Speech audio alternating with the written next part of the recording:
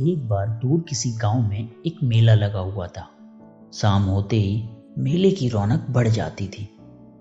एक शाम रोज की तरह मेला सजा हुआ था।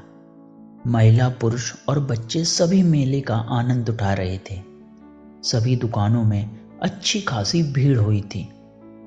उन्हीं दुकानों में से एक दुकान कांच से निर्मित वस्तुओं की थी, जिसमें कांच के बर्तन और घर को सजाने की कई वस्तुएं बिक रही थीं। अन्य दुकानों की तुलना में उस दुकान में लोगों की भीड़ कुछ कम थी। एक जौहरी भी उस दिन उस मेले में घूम रहा था। घूमते घूमते जब वह उस दुकान के पास से गुजरा तो उसकी नज़र एक चमकते हुए कांच के टुकड़े पर अटक गई। वह उसे देखते ही समझ गया कि ये कोई साधारण कांच का टुकड़ा नहीं, बल्कि बेशकीमती हीरा है। वह समझ गया कि इस दुकानदार को इस बात की कोई खबर नहीं है। वह दुकान में गया और उस हीरे को उठाकर दुकानदार से उसकी कीमत पूछने लगा।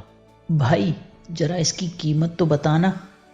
दुकानदार बोला, ये मात्र 20 रुपए का है। जौहरी लालची था।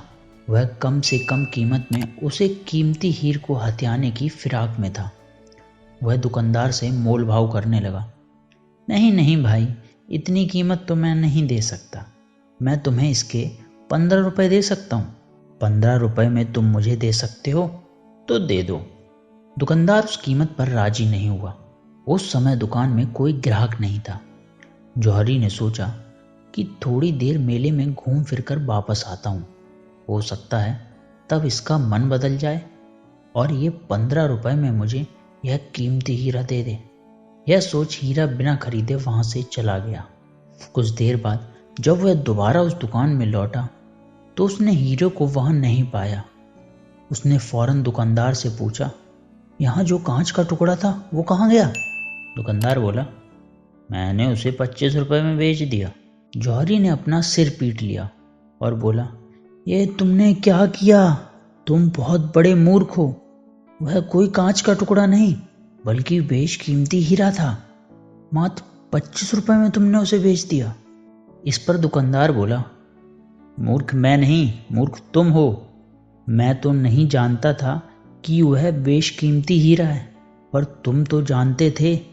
फिर भी तुम मुझसे मोल भाव कर 5 रुपए बचाने में लगे रहे और हीरा बिना खरीदे ही दुकान से चले गए। दुकानदार का उत्तर सुन जौहरी अपनी मूर्खता पर पछताने लगा और पछताते हुए खाली हाथ वहां से वापस लौट गया।